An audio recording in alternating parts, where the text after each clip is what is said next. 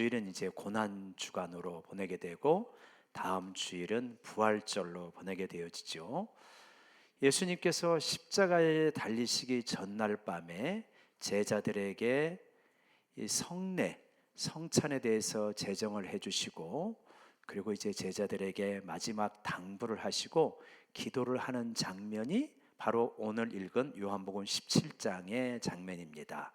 요한복음 17장의 기도를 대제사장적 기도다라고 이렇게 말하는 거죠. 그러니까 우리 인류를 대신하고 대표해서 인류를 이끌고 하나님 앞에 나아가서 드리는 기도, 그게 요한복음 17장의 기도입니다. 그런데 이 기도가 언제 이루어졌느냐? 예수님께서 십자가에 못 박히시기 몇 시간 전에 이루어진 기도입니다.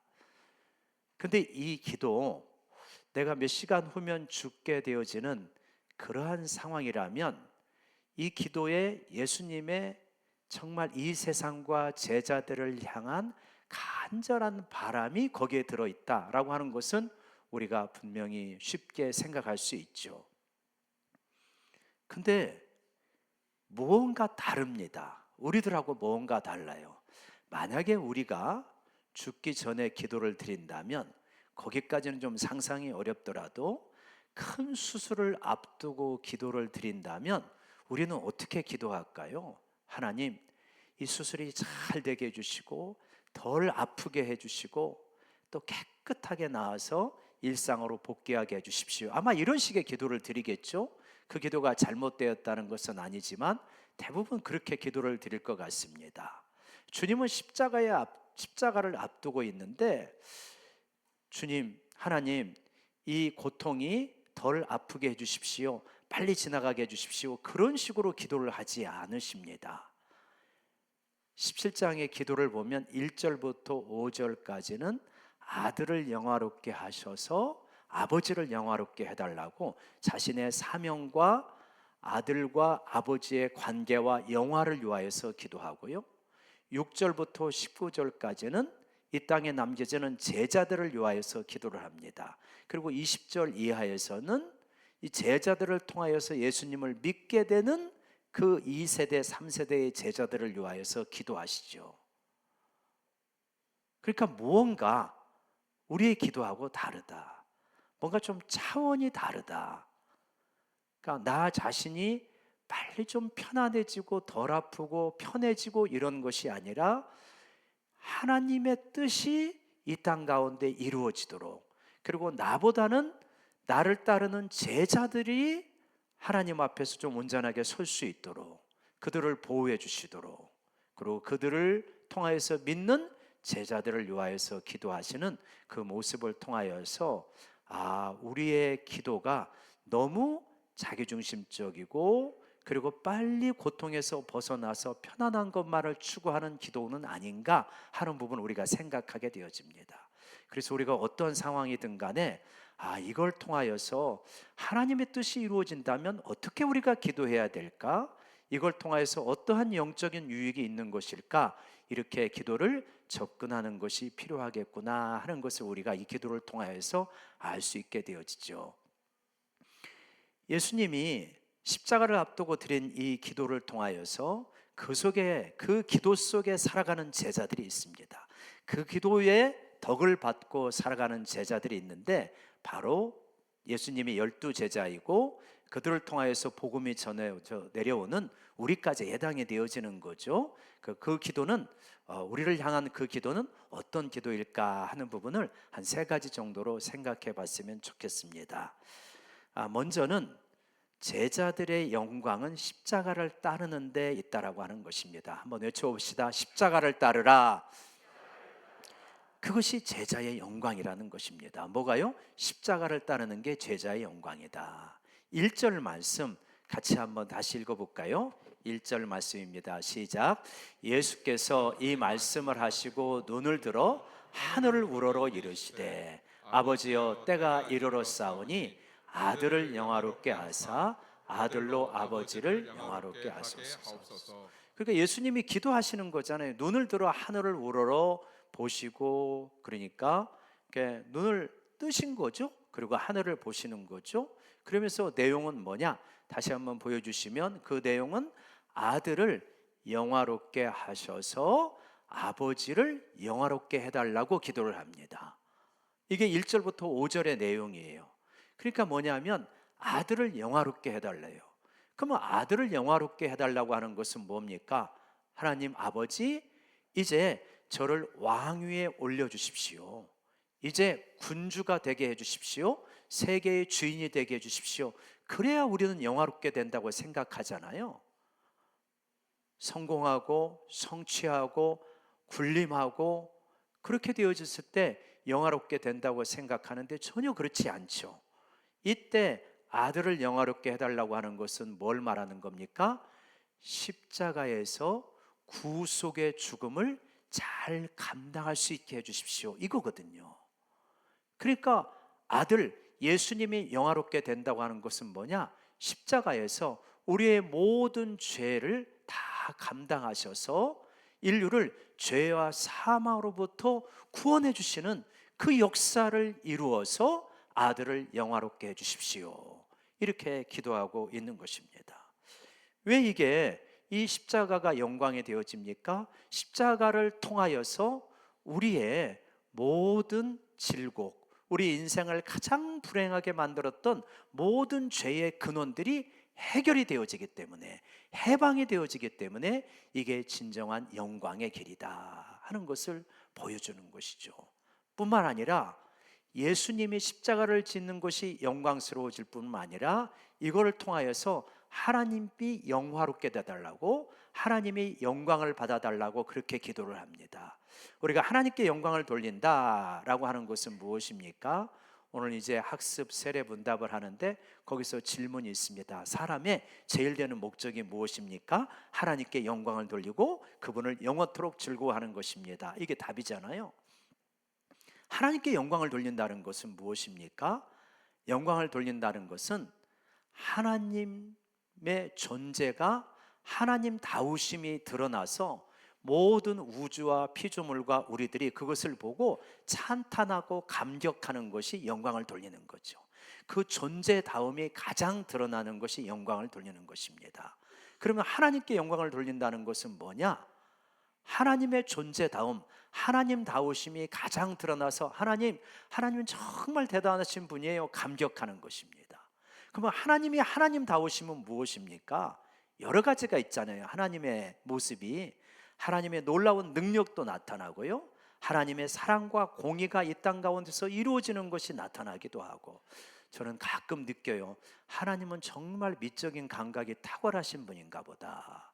그래서 석양을 보면 얼마나 저렇게 아름다운지, 밤하늘의 별을 보면 어쩌면 그렇게 신비하고 영롱하고 아름다운지, 또 이제 여러분 예배를 드리고 차로 가는 사이나 혹은 걸어가는데 이 봄바람이 여러분의 뺨을 스칠 때 정말 살아있음이 감사하다, 이렇게 느끼시리라고 생각을 하는데 그런 분들이 그렇게 많을까 모르겠습니다.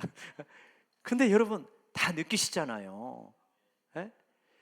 자, 하나님의 전능하신 능력, 하나님의 공의로우심, 하나님의 정의로우심, 하나님의 놀랍게 아름다우심, 이 세상을 그렇게 아름답게 만드시고 그 아름다움을 보고 감탄하는 신비한을 우리 안에 주신 거, 얼마나 그게 놀랍습니까? 이런 것들을 바라보면서 하나님 정말 대단하신 분입니다 라고 영광을 돌린다는 거예요. 근데 그 영광을 돌리는 절정이 무엇이냐? 십자가를 통해서 하나님께 영광을 돌린다. 왜요? 하나님의 사랑이 드러나기 때문에. 하나님의 가장 하나님다우심은 무엇입니까? 하나님은 무엇이시라? 사랑이시라. 한번 외쳐봅시다. 하나님은 사랑이시라. 하나님은 사랑이시라. 우리가 아직 죄인 되었을 때 그리스도께서 우리를 위하여 죽으심으로 하나님께서 우리에게 대한 자기의 사랑을 확증하셨느니라. 죄인입니다. 하나님에 대해서 무관심합니다. 어쩌면 그렇게 이기적이고 자기중심적이고 나의 행복을 타인의 불행 위에 세워도 아무런 눈 하나 깜짝하지 않는 그러한 냉혹한 내면을 가지고 있는 우리들인데, 그러한 우리들을 위하여서 그러한 우리들을 위하여서 하나님의 아들이, 천지를 만드신 분이 십자가에 죽으셨습니다. 나같이 부족하고 나같이 무정하고 이기적인 이 존재를 너무나 사랑하셔서 자신의 생명을 십자가에 기꺼이 내어주신, 이것을 바라볼 때 하나님의 하나님다우심이 드러나는데, 하나님은 정말 사랑이시구나, 하나님은 나를 사랑하시는구나, 그거를 깨닫고 우리가 하나님께 영광을 돌리게 되는 줄로 믿습니다. 그래서 바로 그걸 말하는 거예요.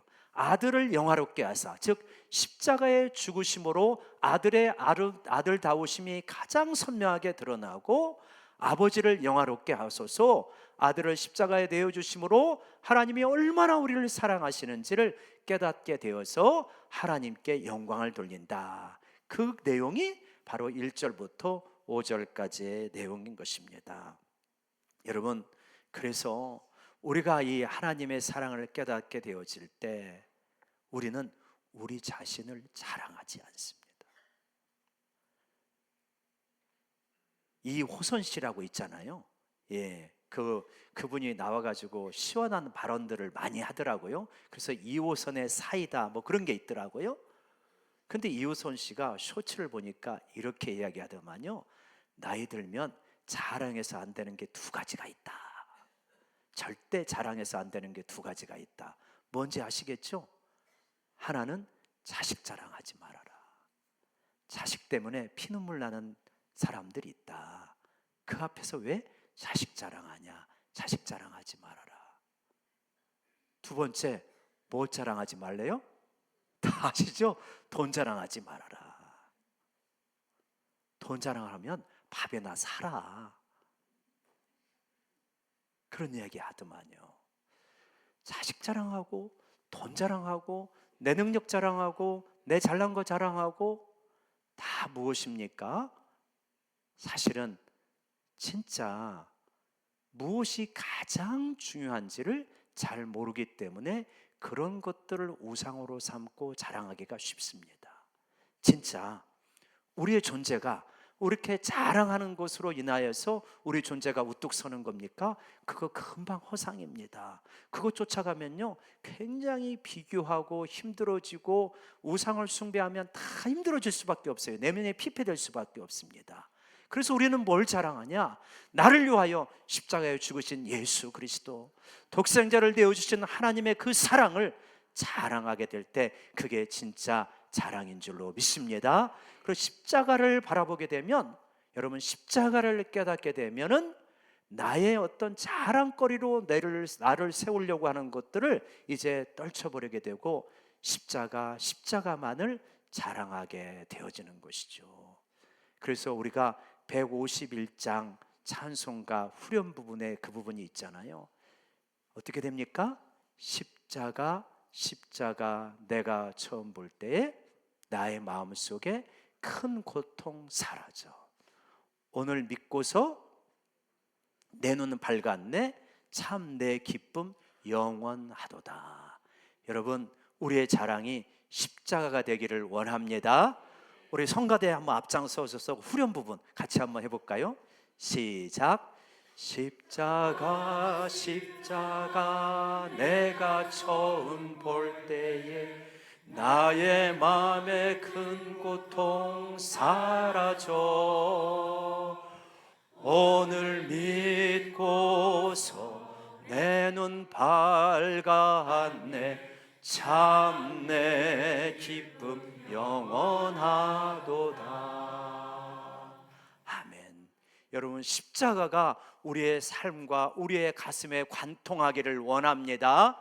여러분, 십자가가 관통하게 되어지면 이 땅에 돈이 좀 부족하여도, 이 땅에 다른 사람보다 좀 앞서지 못하여도, 세상에 우주를 만드신 그 하나님께서 나 한 사람을 위하여 십자가에 죽으시다니, 도대체 나라고 하는 존재가 얼마나 놀라운 존재인가, 나에게 도대체 얼마나 엄청난 사랑이 나에게 쏟아부어지고 있는 것이냐, 이거를 깨닫게 될 때 여러분, 세상에 주눅들지 아니하고 믿음의 사람으로 확신 있게 살아갈 수 있는 줄로 믿습니다.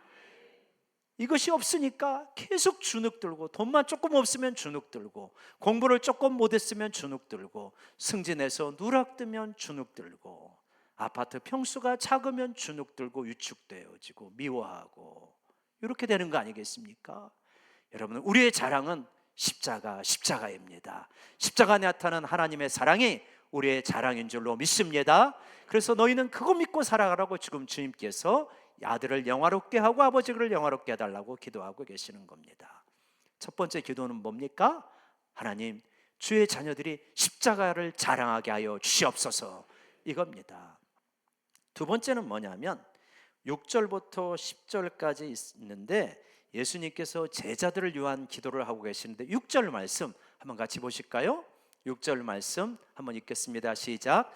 세상 중에서 내게 주신 사람들에게 내가 아버지의 이름을 나타낸나이다. 그들은 아버지의 것이었는데 내게 주셨으며 그들은 아버지의 말씀을 지켰나이다. 할렐루야. 그들은 누구의 것입니까? 아버지의 것이었는데 예수님에게 주셨다고 말씀하십니다. 우리의 소유가 무엇인지를 분명하게 말씀하십니다. 뭐라는 겁니까? 그들은 아버지의 것이다. 아버지께서 우리를 선택하셨다는 것입니다. 언제요? 창세 전에, 우리가 있기도 전에 하나님께서는 우리를 그분의 자녀로 그분의 것으로 선택하셨습니다. 아멘이십니까? 그래서 여러분, 우리가 때로는 하나님을 선택한 것 같잖아요. 내가 믿기로 결단했습니다, 이렇게 말하지 않습니까? 틀린 것은 아니지만, 그러나 커다란 하나님의 뜻 가운데 보면 하나님께서 이미 우리를 창세 전에 선택하셨다라고 하는 것입니다. 우리가 먼저 선택한 것이 아니고 하나님께서 선택하셨습니다. 그러니까 뭐냐면 우리가 책임지는 게 아니고 누가 책임지신다? 하나님이 책임지신다. 그게 참 놀라운 것이죠. 그리고요, 이 제자들 참 이 부족한 제자들이에요. 예수님하고 함께 계실 때도 사고도 치고요, 그래가지고 이 교만하고 우쭐거리기 좋아해가지고 예수님을 환영을 안 하니까, 예수님, 우리가 기도해가지고 하늘로부터 불이 저기 떨어지게 할까요? 그랬더니 예수님이 막 꾸지람하는 장면을 보입니다. 배고픈 거는 참 못 참아요. 그래갖고 안식일에 밀밭에서 밀 먹어가지고, 그래가지고 또 이 바리새인들하고 갈등하는 장면도 나옵니다. 근데 그것뿐만이 아니잖아요. 지금 이 자리, 예수님 조금 있으면 십자가에 가시는 그 자리에서 우리 가운데 누가 높냐? 이걸 가지고 갈등을 했습니다. 그리고요, 조금 있으면 예수님 붙잡힐 때 이들 어떻게 합니까? 다 도망칩니다.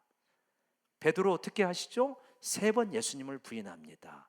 유다 어떻게 합니까? 예수님을 팔아넘깁니다. 그런 제자들, 이런 제자들의 모습을 볼 때 어떻습니까? 야, 우리들하고 비슷하다, 이런 생각이 들지 않습니까?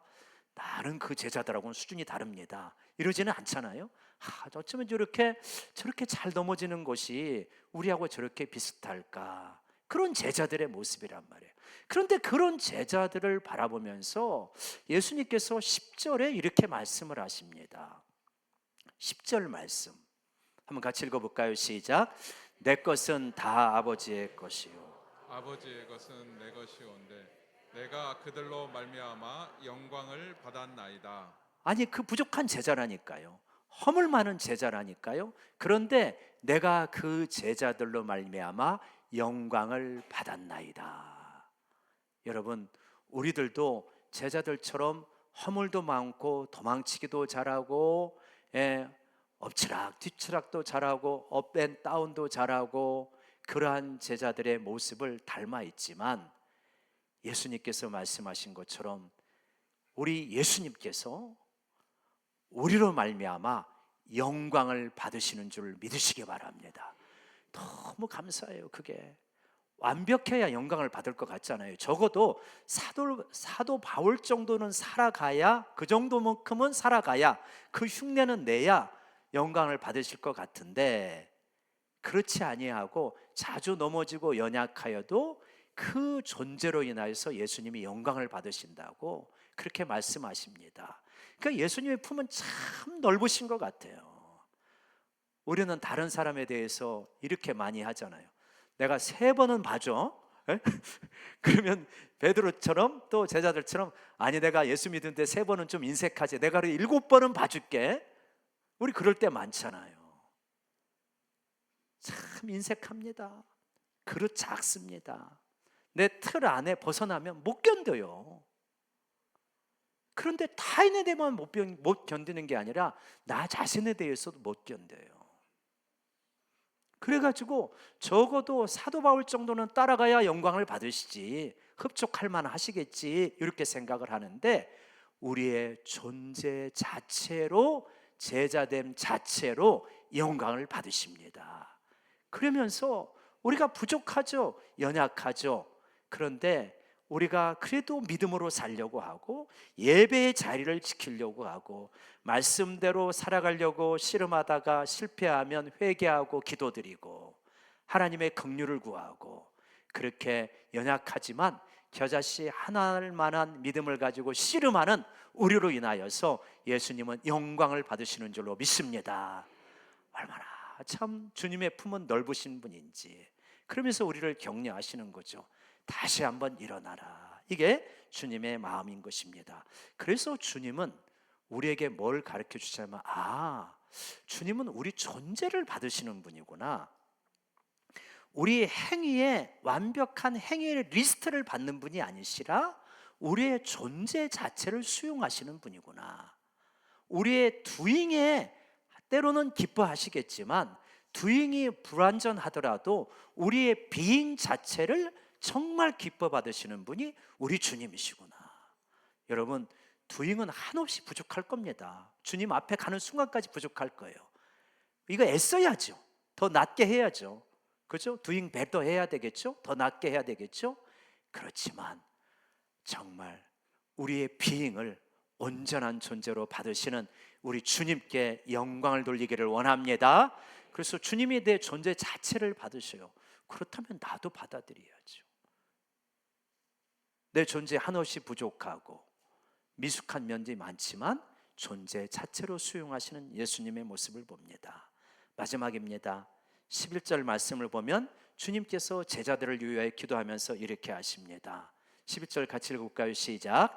나는 세상에 더 있지 아니하오나 그들은 세상에 있사옵고 나는 아버지께로 가옵나니 거룩하신 아버지여 내게 주신 아버지의 이름으로 그들을 보존하사 우리와 같이 그들도 하나가 되게 하옵소서. 어떻게 합니까?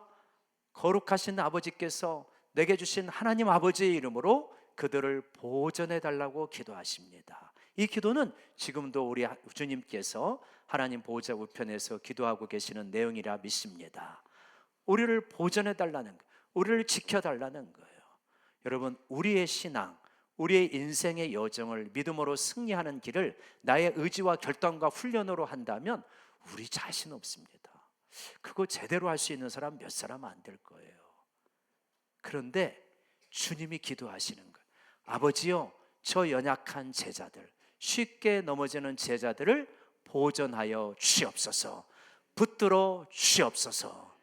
여러분, 우리 신앙의 여정을 생각해 보면 우리가 하나님 앞에 순종하고 결단하고 잘해온 순간들도 있었어요. 없지는 않아요. 그런데 참 미숙하다, 참 어리석다, 참 후회스럽다, 그런 순간들이 있습니다. 그런데 그런 순간들이 있는데 결과적으로는 지금 어떻게 되어 있습니까? 그런 순간이 있음에도 불구하고 그 넘어지는 순간, 유혹받는 순간, 삐지는 순간, 거역하는 순간이 있었음에도 불구하고 지금 이 자리까지 주님께서, 하나님 아버지께서 붙들어 보존해 주신 줄로 믿습니다. 그렇게 보존하신 하나님께서는 하나님 보좌 앞에 서는 순간까지 우리를 보존하시고 지켜주시리라 믿습니다. 주님, 저 그렇습니다. 자주 넘어집니다. 하나님, 세상의 돈과 권력에 흔들리지 않고 싶지만 흔들릴 때도 있습니다. 그럼에도 불구하고 주님, 저는 주님을 떠나서는 살 수 없는 존재입니다. 나를 불쌍히 여겨주십시오 하면서 주님께 기도할 때 주님이 넘어지는 우리, 흔들리는 우리를 붙들어 주시고 하나님 보좌 앞까지 우리를 이끌어 가실 줄로 믿습니다. 우리 그거를 믿는 것입니다. 나의 의지와 결단과 결심을 믿는 게 아니라 나를 지켜주시는 하나님의 굳건한 손을 믿는 것입니다. 사랑하는 여러분, 우리가 믿음으로 살면서 우리의 기도 중요하지만 우리를 위하신 주님의 기도를 한번 생각해 보십시오. 얼마나 놀랍습니까? 주님의 기도 속에 우리의 존재가 있어요. 뭐라고 말씀하십니까? 주님은 너희도 나처럼 십자가를 통한 영광의 길을 걸어가라. 십자가를 자랑하며 따라오라고 말씀하십니다. 너희는 내가 선택한 존재다. 그렇기 때문에 하나님께서 보존하신다고 말씀하십니다. 이 믿음으로 살아갈 수 있는 우리 모두가 되기를 원합니다. 기도하십시다. 하나님 아버지, 우리가 믿음의 길을 걸어가는데 우리의 힘과 결심은 한없이 약합니다. 그러나 주님께서 창세전에 우리를 선택해 주셨고 십자가를 통해서 우리를 구원해 주셨고 지금까지 우리를 보존해 주신 것처럼 앞으로도 보존해 주실 줄로 믿습니다. 그 믿음으로 살아가고 승리하게 하여 주시옵소서. 예수님의 이름으로 기도드리옵나이다. 아멘.